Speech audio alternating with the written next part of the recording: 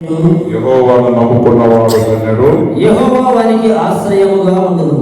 యెహోవా వానికి ఆశ్రయముగా ఉండును. ఆమేన్. ఆమేన్. మరి ఈ యొక్క యెరెమీయా ప్రవాది మరి దేవుడు ఏర్పరచుకున్న ప్రవాది. ఈ యెరెమీయా ప్రవాది గురించి, భవిష్యత్తు గురించి, మరి అదే రీతిగా ఇశ్రాయేలు జనలు చేస్తున్న పాపము ఎత్తి చూపెట్టేవాడు యెరెమీయా ప్రవాది. వారు దేవుడిని నమ్మకుండా ఈ లోకంలో ఉన్న ఈ ప్రతి ఒక్క చెట్టు పొట్టు ఇవన్నీ వారు దేవుడిని మరిచి, అంటే సృష్టికర్తలను మరిచి, మరి వారు ఏం చేస్తున్నారు అంటే ఈ సృష్టి అనే ప్రేమిస్తున్నారు.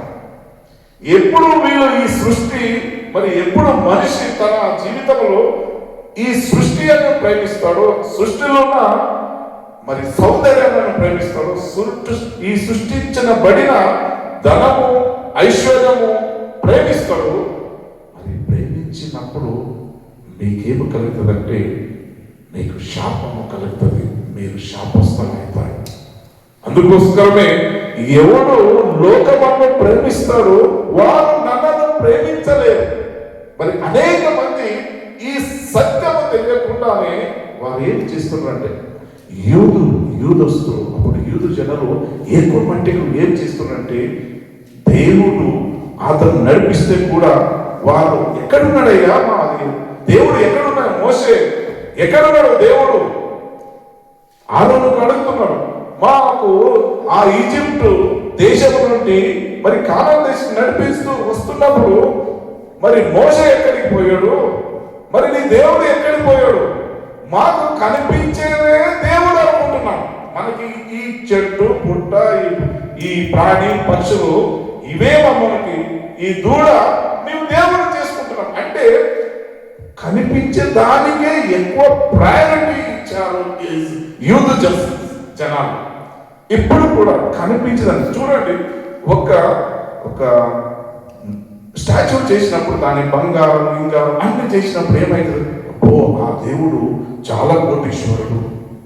ఎందుకంటే మనిషిని ఆలోచన, మనిషిని తలంపు అంతా ఇహలోకతే చింతలు ఉంటాడు, ఇహలోక ఆలోచన కలిగి ఉంటాడు. అందుకే దేవుడు ఏమంటున్నాడు అంటే యెహోవాను నమ్ముకున్నవాడు ధన్యుడు, యెహోవా వానికి ఆశ్రయముగా ఉంటాడు. కానీ దేవుడు మనకి కనిపిస్తలేదు కాబట్టి మనము ఓన్లీ విశ్వాసం ద్వారానే పరలోకానికి వెళ్తాము. ఒక విశ్వాసం, హల్లెలూయా. ఆ విశ్వాసము నీలో నాలో ఉన్నది అన్నది.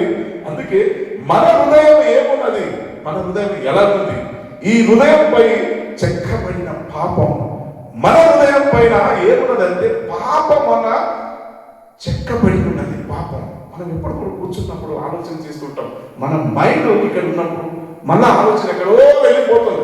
అంటే ఈ హృదయము చాలా ఘోరమైన వ్యాధితో కూడి ఉన్నది. సోదర సోదరు, ఈ రోజు మనం చూస్తున్నాం 3 అంశాల గురించి మనం చూస్తున్నాం. యెరెమీయా అంటే 17:1-4 ఏమున్నదో మొదట యూదు పాపము ఇనుప కలముతో రాయబడి ఉన్నది.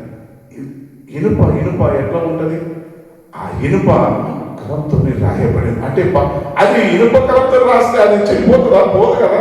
ఏదన్నా పెన్సిల్తో రాస్తేనే సడన్లే అది తుడిచిపోవచ్చు. కానీ ఇనుప కలంతో మీ పాపము రాయబడింది. రెండోది చూస్తున్నాము, యూద పాపము పైకి కాదు, హృదయములో లోతుగా చిక్కబడి ఉన్నది. హృదయంలో పాపం అనేది చిక్కబడి ఉన్నది. మరి మూడోది చూస్తున్నాము, అది పిల్లల మీద కూడా దాని ప్రభావం ఉన్నది. యూదు వాళ్ళు ఇశ్రాయేలు జనాల గురించి ఈయన రాస్తున్నాడు యెరెమీయా గారు. అవునయ్యా, అది అంత తొందరగా మీ పాపము కడగడానికి అంత ఈజీగా కాదు. చాక్ పెన్షన్ కొని రాసి మళ్ళా మన టీచర్ ఏం చేస్తారు, చాక్ పెన్షన్ తుడిచి వేస్తారు. అంత ఈజీగా తుడవలేము మీ పాపము. మీ పాపము, మీరు చేసిన పాపము మీ పిల్లల మీద కూడా రుద్దబడి ఉన్నది. ఎందుకంటే ఇప్పుడు నేను మంచి వాళ్ళు సాహసం చేస్తే నాకు ఎలాంటి ఆలోచన వస్తాయి, మంచి బుద్ధినే వస్తాయి. మరి చెడు వాళ్ళ సాహసం చేస్తే చెడు బుద్ధి వస్తుంది. సోదరు ఈరోజు ఈ 3 విషయాలు, మొదటిగా హృదయంపై చెక్కబడిన పాపం. ఏమై ఉన్నది మన హృదయంపై? మరి మనం చూస్తున్నాం, దాని ఫలితము మనం ఏమనుభవిస్తున్నాము? స్వస్థము కోరడానికి చెరలోనికి వెళ్ళడం. మరి ఎప్పుడు నీవు పాపమైన ఆలోచన, పాపమైన బంధకులు పడి ఉన్నప్పుడు నీవు ఎక్కడికి వెళ్తావు? బంధకులు వెళ్తావు, చెరలోనూ వెళ్తావు. నీతి ఉన్నవాడికి, ఎవరికైనా మంచి ఉన్నవాడికి ఎవరైనా జైలు వేస్తారంటే? ఒక మనిషి నీతి ఉన్నవాడు, మంచి ఉన్నవాడిని ఎవరైనా మనం జైలు వేయరు కదా, శిక్షించలేరు కదా. అందుకోసం ఈరోజు వాక్యంలో మరి సామెతలు 5:22 మనం చూస్తున్నాము, దుష్టుని దోషములు వానిని చిక్కులు దుష్టుని దోషములు వారిని చిక్కులు పెట్టును, వాడు తన పాప పాశ్యముల వలన బంధింపబడను. తన పాపం పాశం వలన బంధింపబడను. ఎగ్జాంపుల్ చెప్తున్నాను. మరి ఎగ్జాంపుల్ మొన్న రీసెంట్గా జరిగింది మన షాపులో. ఆయన తాగాడు, ఆయన తాగి ఏదో వాడుతున్నాం. లాస్ట్కి ఎక్కడికి వెళ్ళిపోయాడు? ఆయన పాపము బంధకులు పడిపోయాడు.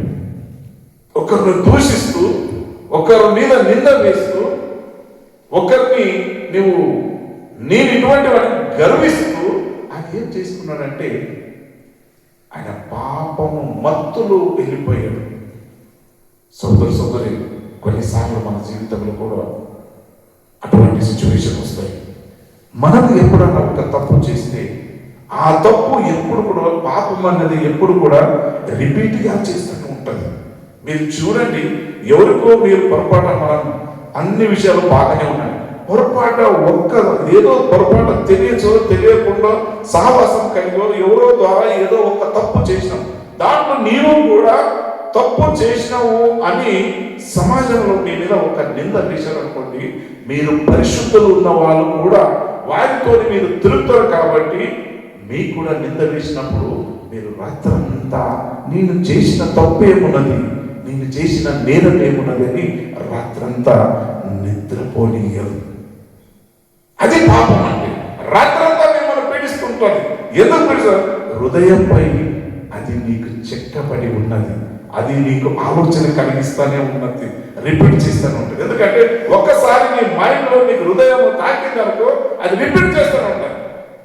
అందుకోసమే ఆ పాపం అని చెక్కబడిన పాపం నుంచి నీవు దూరం కావాలి అంటే నీవు యేసు ప్రభు ఫాలో అయితే, యేసు ప్రభును నమ్ముకొని మన పాపమును కడగబడితే మాత్రమే మనం నిత్య జీవం కలుగుతాం. ఈరోజు వాక్యంలో హోషేయ 4:6 మనం చూస్తున్నాం, జనులు జ్ఞానము లేని వారై నశించుతున్నారు, నీవు జ్ఞానమును విసర్జించుతున్నావు గనక నాకు యాజకుడు కాకుండా నేను నిన్ను విసర్జించుతును. నీవు నీ దేవుని ధర్మశాస్త్రం మర్చితివి కనుక నేను నిన్ను కుమారులను మర్చితెను. ఎప్పుడు మర్చుతారు? నీవు నా ధర్మశాస్త్రమును you are not following my commandment, 10 commandments, 10 ఆజ్ఞలు మర్చిపోయినావు. నీవు మర్చిపోయి వేరే మార్గంలో నీవు వెళుతున్నావు కాబట్టి దేవుడు నీకు శాపం తెస్తున్నాడు. సోదరి, అప్పుడు ఏమవుతారు? నీవు నన్ను మర్చిపోతే మరి నేనెందుకు జ్ఞాపకం చేసుకుంటున్నాను? ఎవరైనా తెలియదండి ఈ లోకంలో. మరి నీవు నన్ను ప్రేమిస్తే నేను నిన్ను ప్రేమిస్తాను, నీవు నాకు సాయం చేస్తే నేను నీకు సాయం చేస్తాను. దేవుడు ఉన్న గుణలక్షణలో మనుషులు కూడా అదే గుణలక్షణం ఉంటాయి. నీవు నన్ను కొడితే నేను కూడా నన్ను కొడతానంటాను. ప్రతి ఒక్కరూ ఉప్పు తినబడి అంటారు. ఒక ఎగ్జాంపుల్గా నేను కూడా ఉప్పు తింటాను కదా, నేను కారమే తిన్నాను కదా, ఉప్పు కారం అన్ని తింటాను. నాలో కూడా రోషం ఉంటుంది, నాలో కూడా ఆవేశం ఉంటుంది. నాలో ఆ రోషము, ఆవేశము అవన్నీ లేకపోతే నేను మానవుడు జీవించలేను, సమాజంలో నేను ఉండలేను.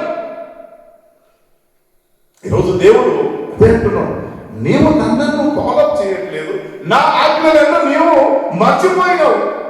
మరి నీవు నన్ను ఆజ్ఞలను నీవు ఫాలో చేయకుండా, నా సన్నిధులు నీవు వచ్చి ప్రార్థన చేయకుండా, నా సన్నిధులు నీవు మొరపెట్టుకోకుండా నన్ను ఆరాధించలేకపోతే అయ్యా నీవు అడిగిన గుంతము కోరికలు నేను ఎలా నెరవేరుస్తానయ్యా?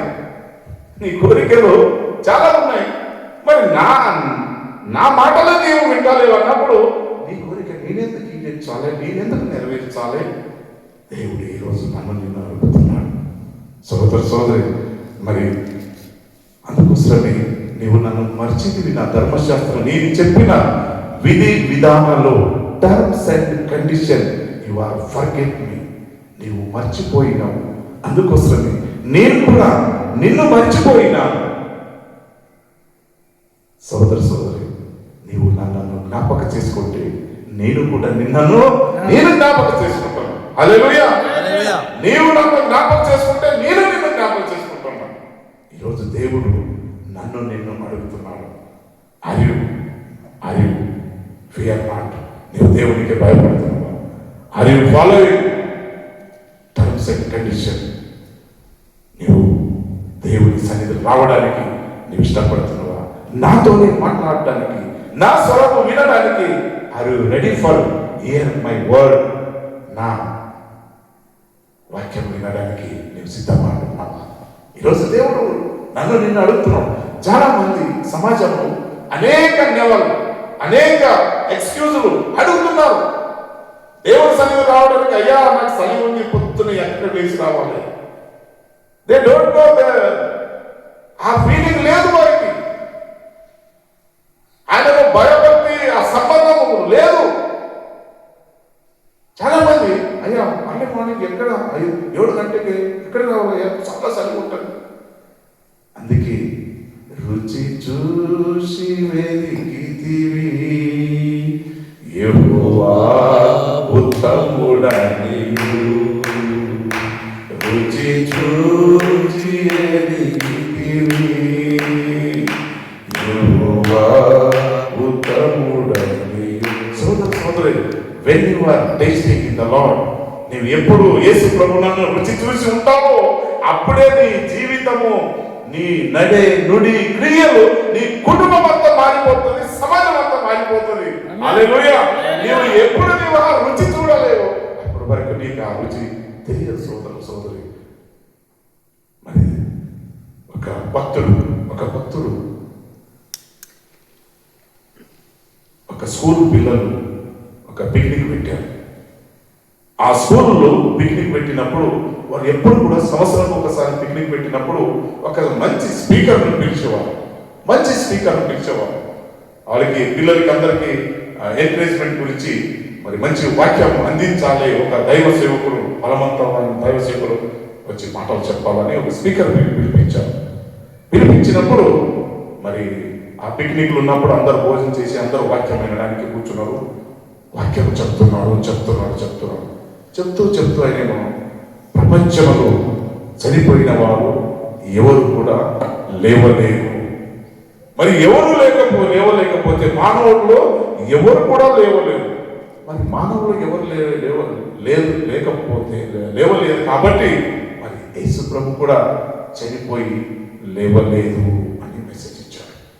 2 గంటలు యేసు ప్రభు కూడా మానవుడుగా పుట్టాడు, చచ్చిపోయాడు, మళ్ళా ఆయన లేవలేదు అని అతను గట్టిగా వాళ్ళకి అందరికీ మెసేజ్ ఇచ్చాడు. ఇచ్చిన తర్వాత మెసేజ్ క్లోజ్ అయిన తర్వాత 2 నిమిషాలు, అదే 1 సెకండ్ ఒక దైవ సేవకుడు అక్కడి ఆ టీచర్గా ఉన్నాడు. దైవ సేవకుడు లేచి నిలబడి, అయ్యా నాకు ఒక డౌట్. అంత సభలో ఉన్న వాళ్ళ కూర్చున్న పిల్లలు అందరూ అట్రాక్ట్ అయిపోయారు. ఏం డౌట్? నాకు ఒక డౌట్ అని ఆయన జోబులో ఉన్న యాపిల్ పండు తీసుకొని ఆయన తింటూ కరకర నెములుతూ ఉన్నాడు. అయ్యా నేను తింటున్నా ఈ యాపిల్ పండు ఇది పుల్లగుందా తీయగుందా? నీవు సమాధానం చెప్పు. యాపిల్ పండు కూడా తీయగా ఉంటాయి, పులుపు కూడా ఉంటాయి. ఒకరొకరంటే పులుపు ఒకరొకరు ఉంటాయి, 2 రకాలుగా ఉంటాయి. కాబట్టి ఇది ఎలా ఉంది నువ్వు చెప్పు అన్నాడు. నేను ఎలా చెప్పగలను? నువ్వు తిన్నవాడికే నీకే తెలుసు, నాకేం తెలియదయ్యా. నువ్వు తింటున్నావు, నీకే అది ఒకరొకరుందో స్వీట్ ఉందో అది నాకైతే తెలియదు. అది నీకే తెలుసు. అప్పుడు అన్నాడు, అయ్యా నీవు క్రీస్తును రుచి చూడలేదు కాబట్టి నీకు తెలియదు. హల్లెలూయా. నీవు క్రీస్తును రుచి చూడలేదు కాబట్టి నీకు తెలియదు. నేను ఆ రుచి చూసిన కాబట్టి, నేను యాపిల్ పండు రుచి చూసిన కాబట్టి ఇది ఎలా ఉంది అనేది నాకు తెలుసు, కానీ నీకు తెలియదు. సోదరు సోదరి, అనేక మంది దేవుని రుచి చూడక ఉన్నవారు ఉన్నారు. వారు ఏ రోజు రుచి చూస్తారో ఆ రోజే సత్యం తెలుసుకుంటారు. రెండోదాన్ని మనం చూస్తున్నాము, మరి మనుషులపై ఆశ పెట్టుకున్న వాడు శపించబడను. మనుషులపై ఏ విషయంలో కూడా ఆశ పెట్టుకున్న వాడు శపింపబడను. మరి ఎందుకు శపించబడతాడు? కారణం ఏంటి? ఆయన దేవుడు నన్ను మర్చిపోతాడు. మనుషుల మీద ఒక కొన్ని సందర్భంలో ఎగ్జాంపుల్ చెప్తున్నానండి. నేను నా మ్యారేజ్ టైంలో మా పెద్దనాన్న ప్రిన్సిపల్ ఉండి, మరి నా మ్యారేజ్ టైంలో నాకు కొన్ని ఫైనాన్షియల్ ప్రాబ్లం వల్ల మా పెద్దనాన్న దగ్గరికి వెళ్ళిన. దేవుడు అడగలేదు కానీ మనుషుల మీద డిపెండ్ అయినా మా పెద్దనాన్న దగ్గర ఆశ పెట్టుకున్నాం. మా పెద్దనాన్న నాకు అమౌంట్ ఇస్తాడు, మా మ్యారేజ్కు పర్వాలేదు, మినిమం మనం 1,00,000 ఇస్తాడు. ఆ ఒక జమానం లేదు, లాస్ట్ ఒక 50,000 ఇస్తాడు అని ఒక ఆశ కలిగి నేను వెళ్ళి అడిగితే ఆయన ఏమన్నాడంటే, 1,00,000 పోయి అన్ని 4-5 సిగ్గపోతే 1,000 రూపాయలు చెక్, మేబీ 2,000 రూపాయలు చెక్ ఇచ్చితే ఆ చెక్ తీసుకొని ఆయన ముఖం మీద పడేసి నేను వచ్చేసిన. చూడండి, ఎప్పుడు మనము మనిషి మీద డిపెండ్ అయితే అది రివర్స్ కూడా కావచ్చు. మన జీవితంలో అలాగే జరుగుతాయి. అందుకోసమే మీరు మనిషి మీద ఆశ పెట్టుకోనంటే మీరు శాపగ్రస్తులవుతారు. మరి ఆయన మీద నేను ఆశ పెట్టుకున్నా కాబట్టి ఆ రోజు ఏమైంది, నాకు నా ఆలోచన, నా ప్లానింగ్ అన్ని కొలాప్స్ అయిపోయినాయి. జీవితంలో సోదరి మనిషి మీద ఆశ పెట్టుకోవాలి, దేవుని మీదనే ఆశ పెట్టుకోవాలి. భార్య, భర్తలు, పిల్లలు ఎవరు ఉంటే కూడా అందరికీ ఎక్కువ ప్రేమించేది దేవుడినే. హల్లెలూయా. ఈరోజు వారు ఉంటారు, మేము ఉంటాము. ఈరోజు నేను ఉండలేకపోవచ్చు, వారు ఉండలేకపోవచ్చు, కానీ ప్రేమించండి. కానీ దేవుడికి ఎక్కువ ప్రేమించొద్దు అన్నది దేవుని వాక్యం మనకు చదివిస్తుంది. కీర్తనలో 146 3వ వచనం, రాజుల చేతనైనను నరుల చేతనైనను రక్షణ కలగదు, వారి నమ్ముకొనకుడి. అంటే మీకు కొన్ని విషయాలు వాళ్ళ మీదనే మీరు డిపెండ్ కావద్దు. వాళ్ళు రక్షణ కలుగుతుంది, అది చేస్తారు, ఇది చేస్తారని మరి దేవుని వాక్యం దావీదు చెప్తున్నారు. దావీదు, మీరు రాజుల మీద కానీ వీళ్ళ మీద మీరు మొత్తము మనం డిపెండ్ కాకూడదు అనేది దేవుని వాక్యంలో మనకి సెలవిస్తుంది. సోదరు సామెతలు 29:25 భయపడటం వలన మనుషులకు ఉరి వచ్చును, యెహోవా యందు నమ్మకం ఉంచువాడు సురక్షితంగా నుండను, ఉరి వచ్చును. చూడండి, భయపడటం మనుషులకు ఉరి వచ్చును. కొన్ని సందర్భంలో సిచ్యువేషన్ ఎలా వస్తాయంటే వారు ఏం చేస్తారు, పొరపాటు ఒక చిన్న ఏదో పొరపాటు తప్పు జరిగింది అనుకోండి, పదే వాళ్ళు ఇంకా వాళ్ళకి ఏం శిక్షించరు. కానీ మన మనసు ఏమో అనిపిస్తుంది, వాళ్ళు ఏం చేస్తారో, మమ్మల్ని ఉద్యోగం తీస్తారో, మమ్మల్ని ఏం చేస్తారో, ఈ ఒక ఆలోచన కలిగి మన శరీరము ఏమైతుందంటే వీక్ అయిపోతుంది. మరి అనేక రీతిగా ఆలోచన వల్ల హెల్త్ పాడవుతుంది. ఇటువంటి సిచ్యువేషన్ లో ప్రతి ఒక్క మానవుడు ఉంటాం. మనము ఒకటే దేవుడు నమ్ముకున్నాను, ఏది ఏమైనా కానీ దేవుడు నాకు తోడుగా ఉన్నాడు. ఆమేన్. దేవుడే మాట్లాడతాడు, దేవుడే దర్శనిస్తాడు, దేవుడే మనకి ఒక మార్గం ఏర్పరుస్తాడు. Don't be fear, I am with you. నేను బతికిన కాలం అంతలో నేను నీకు ఉంటున్నాయా? నీవు ఎందుకు చింతిస్తున్నావు? మనుషుల మీద ఎందుకు ఆధారపడుతున్నావు? మనుషులు నమ్ముకోవడం కంటే యెహోవా నమ్ముకోవడం ధన్యుడు. ఆ స్పిరిట్, ఆ పవర్, ఆ ఉత్సాహం, ఆ ఒక ఆశ మన జీవితంలో రావాలి. ఈరోజు నీకులో నాలో వస్తుంది. అప్పుడు దేవుడు కార్యములు మీ కుటుంబంలో మీరు జరిగిస్తానే ఉంటాడు. హల్లెలూయా. ఈరోజు చూస్తున్నాము, మూడవదాగి మనం చూస్తున్నాము, యెహోవాపై ఆశ పెట్టుకున్న వానికి ఏం దొరుకుతుంది? ఆశీర్వాదం దొరుకుతుంది. హల్లెలూయా. ఆశీర్వాదం దొరుకుతుంది. ఎలాగ ఆశీర్వాదం దొరుకుతుంది? యెహోవా, మరి యెషయా చాప్టర్ 40:31లో యెహోవా కొరకు ఎదురు చూచువారు నూతన బలము పొందెదరు, వారు పక్షి రాజు వల్లే రెక్కలు చాపి పైకి ఎగురుదురు, అలయక పరిగెత్తుదురు, సొమ్మసిల్ల కనరు. పక్షురాజు పైకి చాపి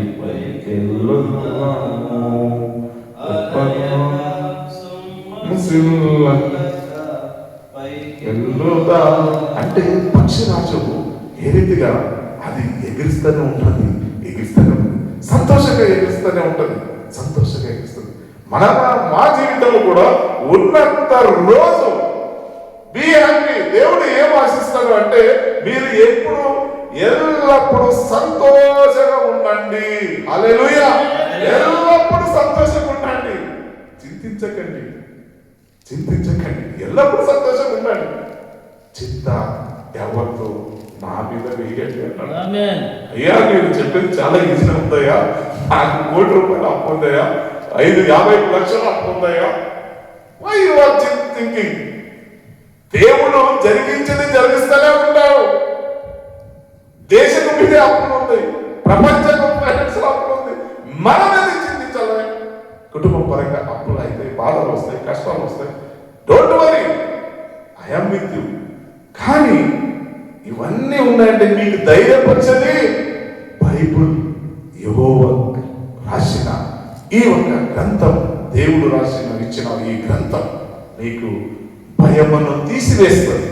చాలా మంది మనము కష్టాలు నష్టాలు ఉన్నప్పుడు అయ్యా ఇది చెప్పింది చాలా బాగానే ఉన్నది, నిజంగా చెప్తున్నాను, నేను చెప్పేది చాలా ఈజీగా కనిపిస్తుంది. కానీ ప్రాక్టికల్ గా there is a lot of difference in your practical life. జీవితంలో చెప్పుడు చాలా ఈజీనే. నేనే మొన్న ఒక సంఘటన జరిగితే ఎక్కడ ఇట్లా పడుకుంటున్నాను, రాత్రంతా నిద్ర లేదు, అదే రిమైండర్, అదే ఆలోచన వస్తుంది. ప్రార్థన చేస్తున్నా, మళ్ళా పడుకుంటున్నా, మళ్ళా ఆలోచన వస్తుంది. ఎందుకు ఆ అబ్బాయి ఇట్లా మాట్లాడాడు, మళ్ళా ఆలోచన వస్తుంది. పడుకుంటున్నాను, మళ్ళా నిద్ర వస్తుంది. ఎందుకు? నాకు సైతాను కంచి సోసిమ్మలో బాధలో ఎవరిని మింగాలి అని అది ఏం చేస్తుంది? తిరుగుతూనే ఉంటది. సోదరు ఆ రోజున ఎప్పుడే సైతాను తిరుగుతూనే ఉన్నది. రాత్రి అంతా నిజం చెప్తాను అంటే రాత్రి 4 గంటల వరకు నేను నిద్రపోలేదు. ఇక సైతాను నన్ను వదులుతలేదు, దేవా ఇక నేను లేచి నిన్ను ఆరాధన చేస్తానని నేను పైకెళ్ళి దేవుని స్తుతించిన, ఆరాధించిన, గణపరిచిన. ఆ రాత్రి అంతా సైతాను నన్ను పీడిస్తానే ఉన్నాను. అందుకే జాగ్రత్త సోదరి, సమయమన్ను వ్యర్థంగా చేయకండి, సమయమన్ను సద్వినియోగం చేసుకోండి, అజ్ఞానం వల్ల కాక జ్ఞానవంతులై నడుచుకోండి అని మరి దేవుని వాక్యములు మనకి ఇంత బలమైన విశ్వాసంతో మరి మనకు ఉన్నప్పుడు తప్పకుండా దేవుడు ఆశీర్వదిస్తాడు. మరి పక్షిరాజు వల్ల ఎగరాలంటే ఒట్టిగా ఎగురుతాము. అయ్యా మాకు దునియా కష్టాలు ఉన్నాయి, బాధలు ఉన్నాయి, ఇవన్నీ ఇక్కడ తీస్తాయి, ఏమి కాదు. మీరు ఎప్పుడు కూడా మైండ్లో ఎప్పుడు పెట్టుకోండి, ఇగో నేను ఒక సింపుల్గా మెథడ్ చెప్తున్నాను, ఏమి కాదు అనుకోని మీరు జీవించండి, మీకు ఏమి కాదు. హల్లెలూయా. ఈ సిద్ధాంతం మీరు పెట్టుకోండి. ప్రపంచంలో కూడా ఎన్నో అదిలు ఉన్నాయి, కానీ మనకి ఏమైతుంది? 10 లక్షలు, 20 లక్షలు, 30 పెద్ద అమౌంట్, పెద్దదా మనకి? అయ్యా నీకు పెద్దదే కదా, మాకు చాలా పెద్దది అంటాడు. మీ లక్షలు పెద్దదే కాదు. ఎస్, మీ లైఫ్ కోట్లు వాల్యూ మీకు ప్రపంచం అన్ని ఇస్తే కూడా మీకు జీవం ఇవ్వలేదు, మీ ఆరోగ్యము మీరు కోరుకోలేదు కొన్నిసార్లు. అందుకొస్తే సోదరి ఈరోజు దేవుడు బలపరుస్తున్నాడు. మీరు భయపడదు, మీరు పక్షి రాజు వల్ల ఎగురుతున్న నన్ను ఆరాధించండి, నన్ను స్తుతించండి అని దేవుడు ఈరోజు మిమ్మల్ని నన్ను అడుగుతున్నాడు. మూడోదానికి మనం తొందరగా వెళ్ళిపోదాం. మరి ఎలా ఉంటుంది మరి మూడవ ఇంకా కీర్తనలో 1:1-3 దుష్టులు ఆలోచన చెప్పుకున్నారు. ఒక పాప మార్గం, ఒక అపహాసకులు కూర్చున్న చోటును కూర్చున్నాక యెహోవా ధర్మశాస్త్రమునందు దివారాత్రము దాన్ని ధ్యానించువాడు ధన్యుడు. ఆమేన్. ఆమేన్. యెహోవా సన్నిధిలో కూర్చొని దివారాత్రి ధ్యానించువాడు ధన్యుడు. వారే నీళ్ళు కాలంలో ఏది మరి చెట్టు ఎంతగా పచ్చగా ఉంటది, మన జీవితం అలాగే ఉంటది. అన్ని రోజులు నీకు కష్టం వస్తుందేను. రేపు నీ పిల్లలు ఆఫీసర్, కమిషనర్ మంచి ఉద్యోగం వచ్చినప్పుడు నువ్వు కాలు మీద కాలు వేసుకొని చక్కగా కూర్చుంటావు. ఎప్పుడు నీవు ఆయన కమాండ్ ఫాలో అయినప్పుడు, దేవుని వాక్యం ప్రకారంగా మనం నడిచినప్పుడు తప్పకుండా దేవుడు మనల్ని ఆశీర్వదిస్తాడు.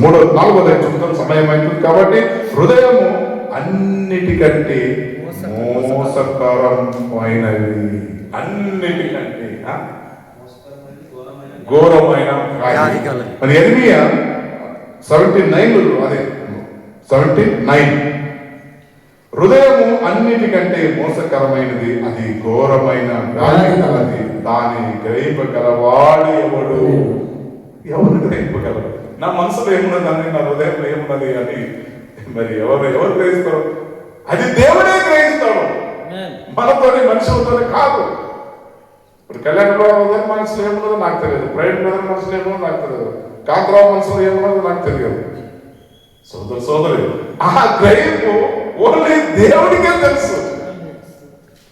వీఆర్ ఓన్లీ నటన జీవితం మనది. మనదంతా పుట్టినము, మళ్ళా వెళ్ళిపోతాం. మనం ఎక్కడికి వెళ్తున్నాం అది మన మార్గం, సత్యం, జీవం తెలిసిన దేవుడికే తెలుసు మన మార్గం ఏమో అని. ఈరోజు వాక్యం చూస్తున్నాం. సామెతలు 28:26 తన మనస్సును నమ్ముకున్నవాడు బుద్ధిహీనుడు, జ్ఞానముగా ప్రవర్తించువాడు తప్పించుకున్నాడు. సోదరు చాలా మంది తన మనసును గుప్పట్లు పెట్టుకోవాలి. అయ్యా నీ మనసు గుప్పట్లు పెట్టుకోవయ్యా, ఎట్లా పడితే నోటి కళ్ళకు పెట్టుకో. నోటి ఎలా పడదు అలా మాట్లాడద్దు. You control your self. దేవుని వాక్యాలను ప్రతి ఒక్కటి కూడా రాసి ఉన్నది. చదువుతూనే కదా భోజనం చేస్తే అన్నం రుచి తెలుస్తుంది, తినలేకపోతే ఎలా తెలుస్తుంది? అందుకోసం సోదరి ఈరోజు దేవుడు మాట్లాడుతున్నాడు. సామెతలు 28:20 తన మనస్సును నమ్ముకున్నవాడు బుద్ధిహీనుడు అవుతాడు. నేను అన్ని చేస్తున్నాయా, నేను అన్ని చూడండి. అనేక సార్లు కొంతమంది లేని అష్యూరెన్స్, లేని ప్రామిస్ చేస్తారు. ఎందుకంటే వారు మనస్సును నమ్ముకున్నారు, దేవుని నమ్మలేరు. వాడు నోట్లు ఏమొస్తుందో చెప్పేస్తారు. నీవు మనస్సును నమ్ముకున్నవాడు అయితే నీవు ఈ కార్యంలో జరగవు. దేవుని మీద ఆధారపడి ఉంటేనే నీకు నాకు ఆ కార్యాలు జరుగుతాయి.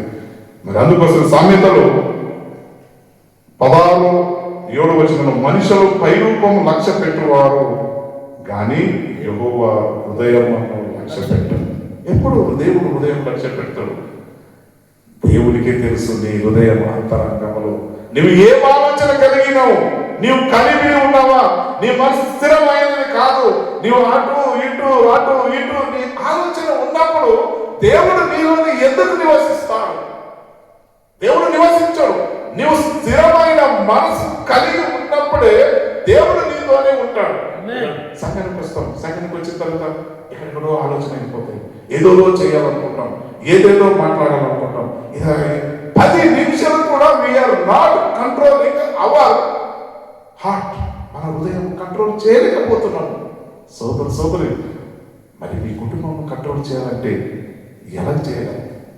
నీ మనసే నీ అంతరంగం నీవే కంట్రోల్ చేయలేకపోతే ఒక కుటుంబాన్ని మెయింటైన్ చేయాలంటే ఆమె ఒకటి అంటది, నీ ఒకటి అంటావు, నీ కొడుకు ఒకటి అంటాడు, నీ బిడ్డ ఒకటి అంటది. మరి నీవే కంట్రోల్ లేదు, నీ కుటుంబం ఎలా కంట్రోల్ ఉంటుంది? నీ ఎలా నడవగలవు? మరి ఎలా జీవించబడతావు? ఎలా ఆశీర్వదించబడతావు? ఈరోజు మమ్మల్ని పరీక్షించుకోవాలి. ఈరోజు 4 విషయాలు. దేవుడు పై చెక్కబడిన పాపం. అందుకే ఇశ్రాయేల్ యూద జనులు వారు పాపం, హృదయములో పాపం. వారి దేవుని వదిలేసి, సృష్టించిన దేవుని వదిలేసి ఈ లోకంలో ఉన్న ప్రతి ఒక్క చెట్టు పుట్ట ప్రాణి పక్షులను వారు దేవుడిగా ఎన్నుకున్నారు. అందుకోసమే ఆ శాపము వారి మీద వచ్చింది, వారి పిల్లల మీద వచ్చింది. ఇది పరంపరంగా వారికి వస్తుంది, ఏలుబడి చేస్తుంది. సోదరు ఈరోజు వాక్యం ద్వారా మనం దేవుడు ఈరోజు మాట్లాడిన మరి ఈ 2026లో మరి మీరు ఏ ఆలోచన కలిగి ఉన్నారు? ఈ మరి ప్లానింగ్ ఉన్నదా లేదా? మనుషులపై ఆధారపడి ఉన్నామా? గత సంవత్సరంలో మనుషుల మీద ఈ అదే రీతిగా ఈ ప్రపంచ ఈ ఉన్న నాయకుల మీద అనేక మంది మీద మనం డిపెండ్ అయ్యి నడిచిన నేను. కానీ ఈరోజు దేవుడు అడుగుతున్నాడు, నీవు నా మీద ఆధారపడి ఉంటు, నా మార్గంలో నీవు ఉన్నాడు అని ఈరోజు వాక్యంలో మనకి. అందుకోసమే హృదయం శుద్ధి, ప్రతిరోజు మనం శుద్ధ కలిగిన హృదయము దేవుడు నాకు దయచేయను గాక అని మనం ప్రార్థించాలి. శుద్ధ మనసు, శుద్ధ హృదయం కలిగిన ప్రవర్తన నా నడే నుండి నీ పాద సన్నిధిలో అర్పిస్తున్నాయ్యా. ఇప్పుడు నుంటేనా, ఈ సంవత్సరం నుంటేనా నాకు శుద్ధమైన మనసు కలగ చేయాలి. మరి అదే రీతిగా నేను తప్పకుండా ఆదివారం నీ పాద సన్నిధిలో నేను వచ్చి ప్రార్థన చేసే భాగ్యం నాకు కలగ చేయండి. అటువంటి మనసు నాకు కలగ చేయండి. మనం ప్రార్థన చేస్తే దేవుడు తప్పకుండా ఆ ప్రార్థనను ఆలకిస్తాడు. దేవుడు నామకి స్తోత్రం. మరి ప్రార్థించుకున్నాం. పరిశుద్ధుల నీకు వందనాలు. ఇంతవరకు నీవు మాట్లాడినావు దేవా, స్తోత్రంలో చెల్లిస్తున్నావు. మరి వినబడ వాక్యము ప్రతి ఒక్కరి జీవితంలో ఫలము భరిత జీవితం జీవించడానికి నీవే సహాయం చేయమని ప్రార్థన చేస్తూ యేసు నామములో వేడుకుంటున్నాను తండ్రి. ఆమేన్. వచ్చిన